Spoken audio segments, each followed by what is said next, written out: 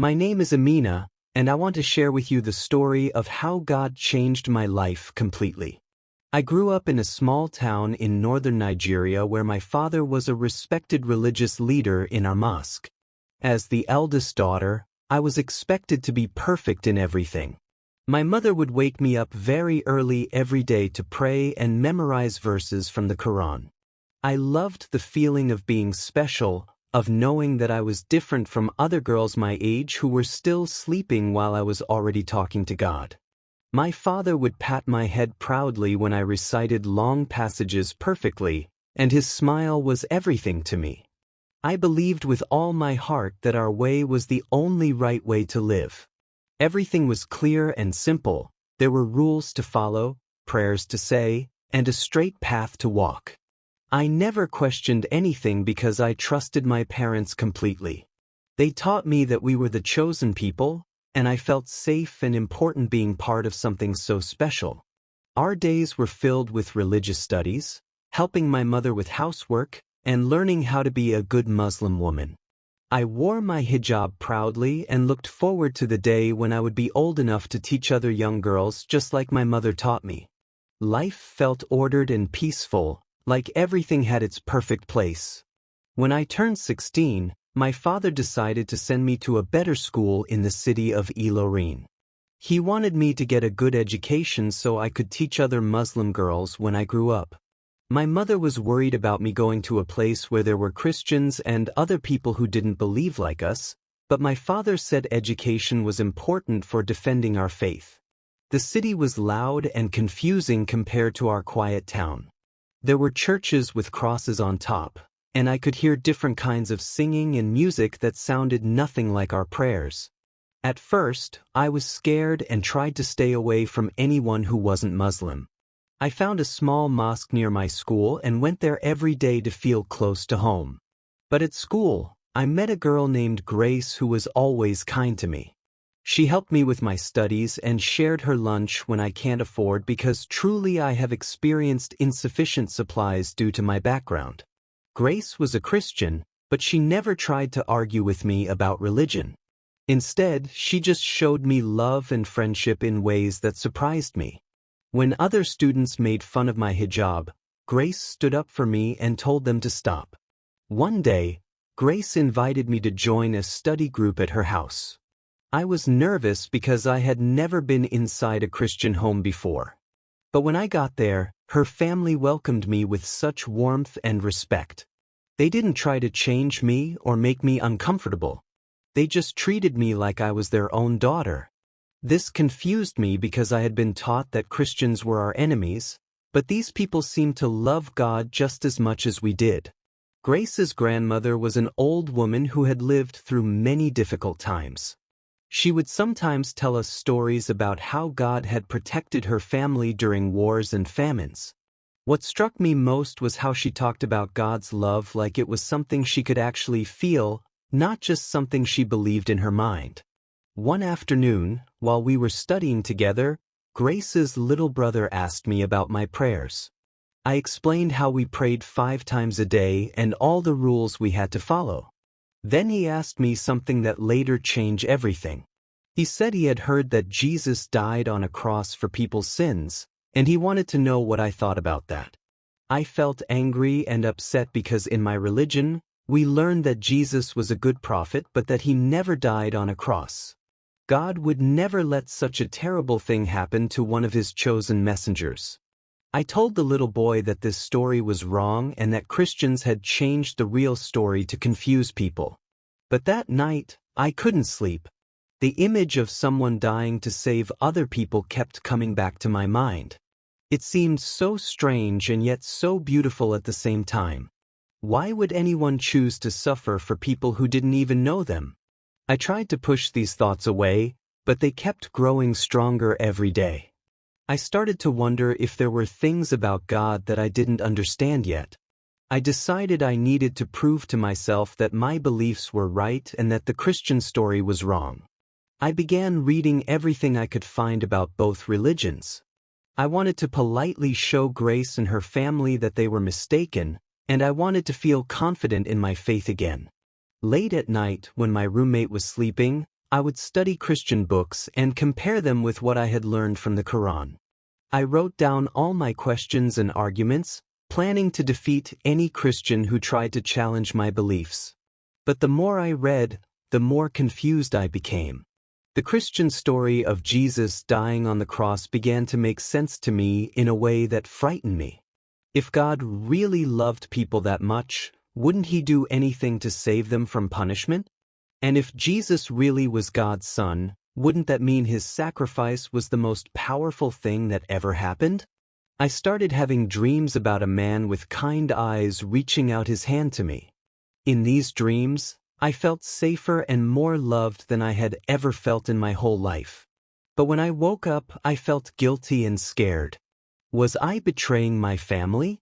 Was I going crazy? I began to pray more desperately, asking God to take away these confusing thoughts and help me be faithful like I used to be.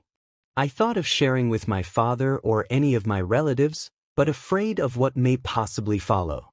Issues like that can't be taken lightly in my family, so I kept it to myself. After months of internal struggle, I reached a point where I couldn't continue living with so much confusion and doubt. I was getting sick from not sleeping well, and my grades were suffering. I felt like I was being torn apart inside, caught between the faith of my childhood and something new that I couldn't understand but couldn't ignore. One night, I was alone in my room crying and feeling completely lost. I had been taught that Christians worshipped a false god, but what if I was wrong? What if Jesus really was who he claimed to be? I was terrified to even think such thoughts, but I was even more terrified of spending my whole life wondering about the truth. Finally, I got down on my knees and spoke to God more honestly than I ever had before.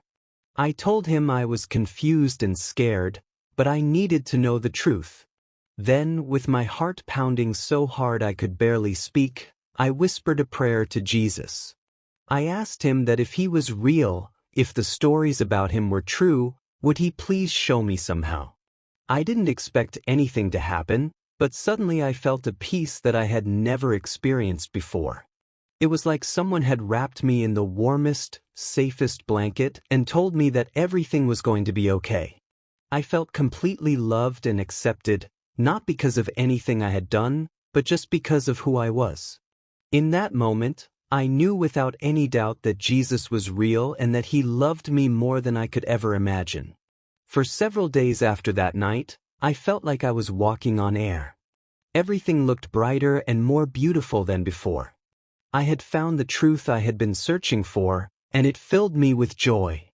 But I also knew that my life was about to change in ways that would be very difficult. I tried to continue with my normal routine, but I couldn't pray the Islamic prayers anymore. The words felt empty and uncomfortable in my mouth. When I looked at my hijab in the mirror, I saw a symbol of a faith that I no longer believed in. I tried to tell my family again, but I was terrified of what would happen. I called my father first, hoping that he would understand because he had always encouraged me to seek knowledge and truth. With a shaking voice, I told him about my doubts and my prayers and the peace I had found in Jesus. I expected him to be angry, but I never expected what actually happened.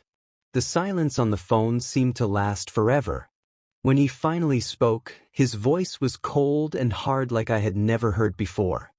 He told me that I had been poisoned by the Christians and that I was no longer his daughter. He said that I had brought shame on our family name and that I should never come home again. Then he hung up the phone, and I knew that my old life was over. My father kept his word. Within days, the money he used to send me for school and living expenses stopped coming. My landlord gave me just a few days to find the rent money or move out. When I called other family members, hoping someone would help me, I discovered that my father had told everyone I was dead to the family. I packed my few belongings into one small bag and found myself on the streets of Ilorin with nowhere to go. I had never been so scared in my entire life. At night, I would try to sleep on benches in parks, but I was always afraid that someone would hurt me or that the police would arrest me for being homeless. During the day, I would walk around the city trying to figure out what to do next. I couldn't go back to school because I had no money for fees. I couldn't go home because my family had rejected me. I began to wonder if I had made a terrible mistake. Maybe my father was right and I had been deceived by evil spirits pretending to be God. But even in my darkest moments, I remembered that feeling of perfect peace and love that I had experienced when I prayed to Jesus. It was the only thing that kept me from giving up completely. I would find quiet places to pray and ask God to help me understand why He had led me to this point only to let me suffer so much. I felt abandoned by everyone I had ever loved. After about a week on the streets, a kind woman noticed me sitting behind her shop looking hungry and desperate. Instead of just giving me money and walking away, she sat down beside me and asked what had happened to me. Something about her gentle voice made me feel safe enough to tell her part of my story. She told me her name was Sister Mary, and she invited me to come with her to meet some other people who might be able to help me. I was suspicious at first because I had learned not to trust anyone, but I was also desperate. She took me to a small building where I met several other young people who had gone through experiences similar to mine. They welcomed me like I was their sister, even though they barely knew me. They gave me food and a place to sleep, but more importantly, they gave me hope. I learned that I was not alone and that other people had survived the same kind of rejection and pain that I was going through. One young man now named David told me his story of how his family had thrown him out when he became a Christian. A woman named Rebecca shared how she had lost her job and her children when her husband discovered her new faith. But despite all their suffering, they had a joy and peace that I had never seen before. They helped me understand that following Jesus sometimes requires great sacrifice, but it also brings blessings that are greater than anything we lose. Living in this Christian community was like going to school all over again, but this time I was learning about love, forgiveness, and hope instead of rules and fear. The older believers taught me how to read the Bible and understand what Jesus really taught. They showed me how to pray with confidence instead of fear. I started helping with the community's work of reaching out to other young people who had been rejected by their families for their faith. When new people arrived scared and hungry like I had been, I was able to comfort them because I understood exactly what they were feeling. My own painful experience became a way to help others heal from their pain. As months passed, I began to see that God had a plan for my life that was bigger than anything I could have imagined. I learned to read and write English better so I could study the Bible more deeply. Some Christian organizations helped me get job training so I could support myself and help support our community. Most importantly, I learned what real love looked like. Not the kind of love that only accepts you when you follow all the rules perfectly, but the kind of love that never gives up on you no matter what mistakes you make. This was the love that Jesus had shown me, and it was the love I wanted to share with others who were searching for truth just like I had been. My dear friends, I want you to know that following Jesus is not always easy, but it is always worth it. If you are reading this and wondering whether God really loves you, I want to tell you that He does. His love is not based on how good you are or how perfectly you follow rules. His love is a gift that He gives freely to everyone who asks for it. Some of you may be facing difficult choices about your faith. Some of you may be worried about what your family or friends will think if you decide to follow Jesus. I understand those fears because I have lived through them. But I want to encourage you to remember that God's plan for your life is always better than any plan you could make for yourself, even when it doesn't look that way at first. Take time every day to pray and read God's Word. Find other believers who can encourage you and help you grow stronger in your faith. Don't try to follow Jesus all by yourself because God designed us to need each other. When you face hard times, remember that God is always with you even when you can't feel Him. Most importantly, show love to everyone around you, even people who don't understand your faith or who treat you badly because of it. Love is the most powerful force in the universe because love is what God is. When we love others the way Jesus loves us, We become lights in the darkness that help other people find their way to God. Never forget that your story, just like mine, can be used by God to bring hope and healing to others who are still searching for the truth.